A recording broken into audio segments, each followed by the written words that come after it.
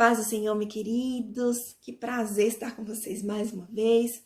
Hoje trazendo uma lição na Academia da Palavra.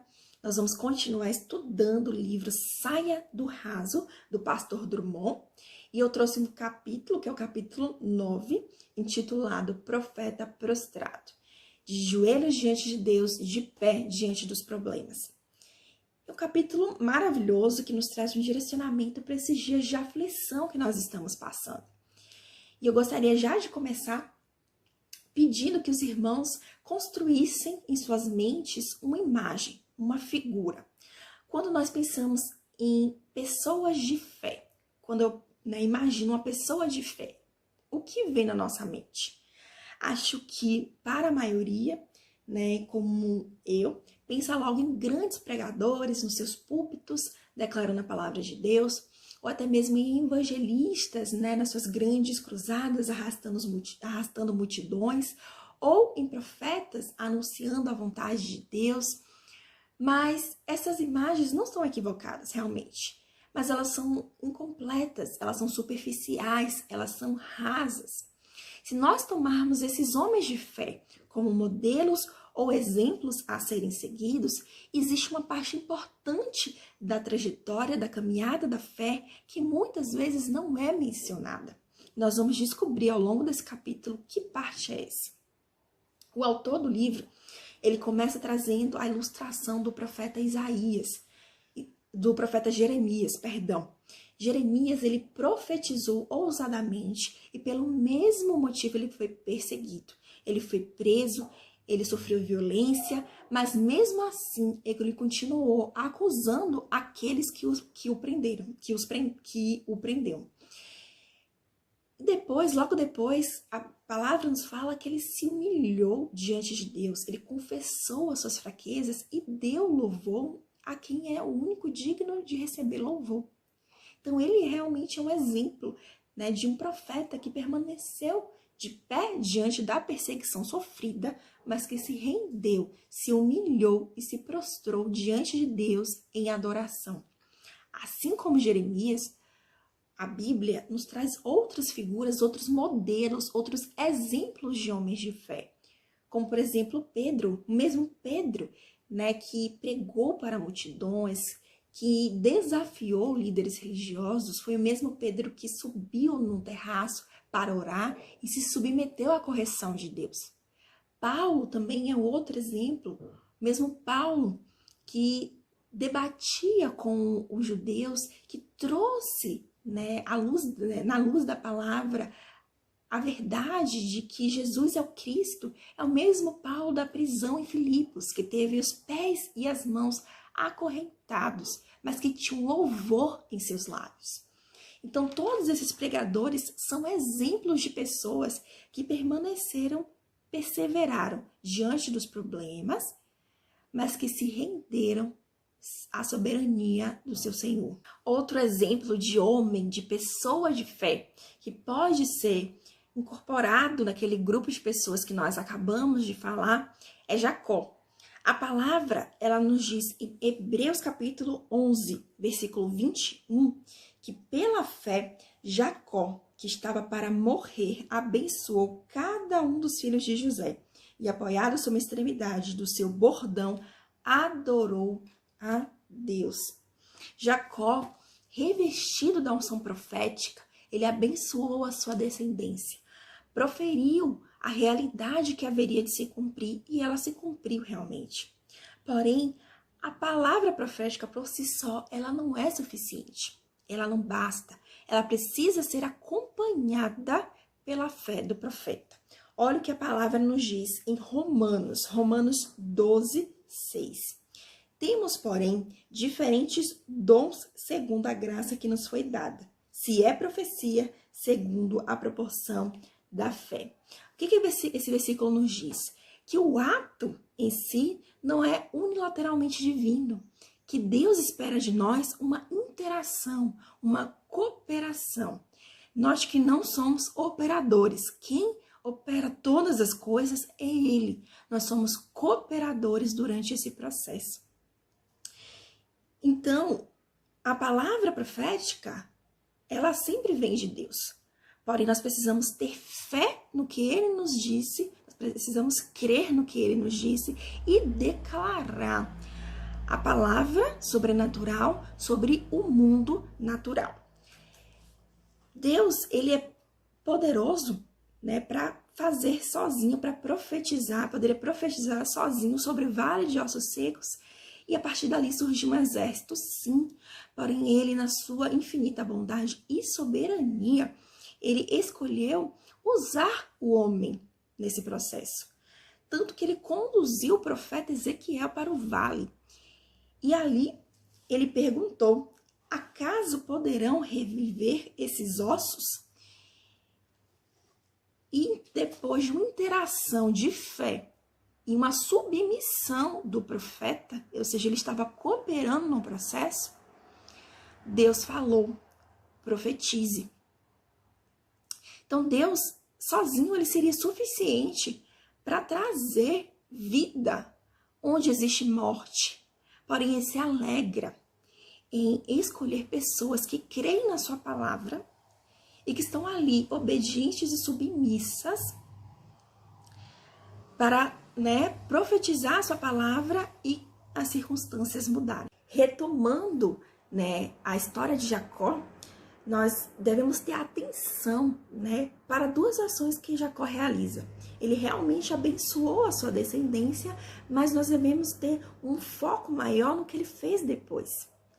Retornando a Hebreus, nós vemos que, pela fé, antes de morrer, ele abençoou cada um dos filhos de José e, apoiado na extremidade do seu bordão, adorou. Adoração a Deus. A mesma fé que Jacó usou para abençoar foi uma fé que foi usada também para adorar, para se prostrar, para louvar o Senhor. E essa mesma fé que nós devemos ter, uma fé que vai abençoar quem está ao nosso redor, mas também vai ser uma fé que vai nos levar a uma adoração real. E quando nós entramos no mérito de adoração, queridos, o autor do livro, ele começa a fazer mesmo uma série mesmo de reflexões, E a primeira delas é que Deus nos chama para uma adoração única e pessoal. E que nós devemos ter muito cuidado, nós devemos ter muita atenção, Porque nós geralmente colocamos várias coisas no trono de adoração a Deus. Existe uma linha muito tênue, E precisa haver um equilíbrio em relação às coisas que estão ao nosso redor para que nós nós não colocarmos essas coisas no lugar de adoração. Por exemplo, os pais, nós que temos pais, os pais eles devem ser amados sim, mas não adorados. Filhos, a mesma coisa, os filhos eles devem ser amados, mas eles não devem ser objeto de culto. A mesma coisa, é super válido, sonharmos com o casamento, com a família, mas isso não deve ser o centro da nossa vida. A verdadeira adoração deve ser, sim, e única e exclusivamente voltada para Deus. Práticas como oração, jejum, leitura bíblica devem visar, em primeiro lugar e exclusivamente, a adoração a Deus. Não devemos praticar, por exemplo, o jejum com o intuito de obter alguma coisa, de ganhar algo específico da parte de Deus, como se fosse uma troca, uma barganha, Como se Deus tivesse a obrigação de nos dar, de nos servir, Aquilo que nós queremos, que nós pensamos que é bom para as nossas vidas, mediante um sacrifício, falso. Então, essas práticas de jejum, de oração, de louvor devem visar exclusivamente a adoração a Deus. Ele é o nosso Rei. Nós devemos servir, nós devemos amar as pessoas que estão ao nosso redor, profetizar, sonhar com elas, mas nós não podemos esquecer que o nosso objeto, o nosso objetivo, o nosso objeto de adoração é o Rei dos Reis. Sim, queridos, a nossa adoração deve ser exclusivamente para o nosso Senhor. O autor de Hebreus traz o termo, a palavra adoração, no sentido de alguém que se prostra, se inclina a outro alguém. Quando nós nos inclinamos nós nos prostramos, nós estamos indicando que esse alguém é maior do que nós, que ele é superior a nós. Quando nós nos inclinamos para alguém, nós estamos nos submetendo a servir a pessoa para quem nós nos inclinamos. E a nossa fé, ela nos leva a nos inclinarmos única e exclusivamente para Deus. Os nossos problemas financeiros, eles não merecem a nossa rendição. As enfermidades não merecem o abaixar das nossas cabeças. A fama, que é algo que tantos buscam, infelizmente, até dentro da própria igreja, como objeto mesmo de adoração, como objetivo, ela não merece os nossos joelhos dobrados. Quando nós temos, consciência que Deus é o único que merece os nossos joelhos dobrados, todas as nossas vontades, elas saem do centro da nossa vida. E nós entramos num estágio chamado de obediência adoradora. A palavra adoração, ela aparece pela primeira vez em Gênesis, capítulo 22, versículo 5. E está muito relacionada à questão da obediência. Quando Abraão, ele sobe, no monte, ele, na verdade, ele não vai entoar cânticos. Ele vai se humilhar, ele vai obedecer, ele vai entregar tudo que ele tinha, ele entrega a si mesmo, quando ele entrega Isaac para o holocausto. Ele está, tendo uma obediência adoradora, ele está adorando ao Senhor, quando resolve obedecer. E a verdadeira adoração pressupõe isso, pressupõe essa entrega total. E com ela vem a mudança de valores. E nós só vamos colocar, concentrar o valor, em quem é digno, que no caso é Deus, quando nós começarmos a conhecer o Senhor, conhecer Deus. Nós precisamos ter intimidade com o Senhor, prosseguir na sua palavra, para crescermos em conhecimento. E aí nós vamos ter a consciência da grandeza de Deus, do seu poder criador, do seu amor gracioso. Então nós vamos passar a ter Deus como algo de um valor imensurável, como o nosso tesouro que merece ser guardado. É ali que está o nosso valor. Sim, queridos, quando nós temos essa consciência de onde está o nosso valor, o verdadeiro valor que nós temos nessa vida, tudo fica muito mais fácil, tudo fica muito mais claro. A nossa adoração passa a ser uma adoração verdadeira, genuína. Fica muito mais fácil entregarmos tudo para Ele. Fica muito mais fácil nós entregarmos o nosso tempo, os nossos recursos, o nosso dinheiro, porque nós conhecemos quem Ele é. À medida que Ele vai se revelando a nós, nós vamos descobrindo, o caráter de Deus, a sua identidade. Quando nós conhecemos esse caráter, o caráter de Deus, as suas obras, nós baseamos a nossa adoração não no momento em que nós estamos vivendo, no cenário que está ao nosso redor, mas sim em quem Ele é, em quem Deus é. E isso nos leva a adorá-lo em qualquer circunstância. Isso nos leva a adorá-lo em prisões, em desertos, à beira da morte. Porque nós baseamos a nossa adoração em quem Deus é, nós o conhecemos. E Ele disse que estaria conosco até o fim.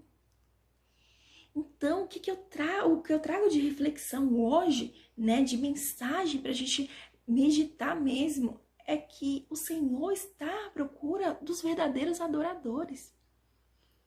O Senhor está à procura de homens e mulheres que se prostram, que se inclinam a Ele diante do conhecimento de quem Ele é. O Senhor está procurando adoradores que sim, caminham com outras pessoas, que abençoam outras pessoas, que profetizam na vida de outras pessoas, mas que não deixam de se prostrar a Ele. Então que possamos meditar nisso, né, que o Senhor nos abençoe, nos dê sabedoria, né, diante de tudo que está acontecendo, que nós possamos ser verdadeiros adoradores, né, do Senhor. E deixo aqui, né, um beijo a todos. Qualquer dúvida, estou aqui à disposição para nós, né, discutirmos mais sobre o assunto, né, e fiquem com Deus.